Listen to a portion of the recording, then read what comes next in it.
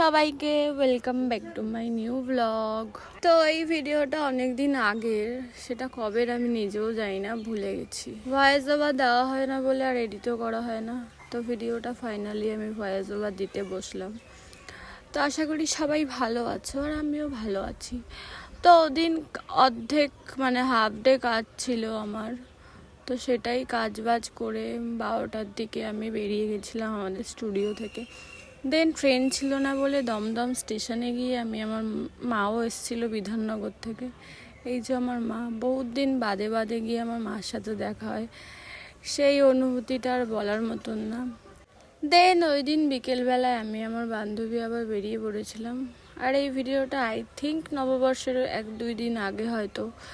তো আমার কাজ বাজ ছুটি থাকে না বলে আমার কেনাকাটিও হয়নি, তো তাই একটু চলে গেছিলাম গোলবাজার চৈত্র সেলে। তো ওখান থেকে কিছু কেনাকাটি করে দেন আমরা আবার চলে গেছিলাম চৌরঙ্গীর শান বাজারে। ওই যা আমাদের অশোকনগরে তো আর জামা কাপড় বেশি পাওয়া যায় না, তাই আর কি এই টি শার্টটা আর ওকে আমি একটা জামা গিফট করেছিলাম নববর্ষ উপলক্ষে। তো ওই করতে করতে বাড়ির দিকে যেতে যেতে দেখেছিলাম এদেরকে, বেশ ভালো লাগে দেখতে, এটাই যা। তো দেন আমার বান্ধবী ছিল বড়লোক, ও এই সময়ে সোনা দোকানে গেছিল সোনা কিনতে।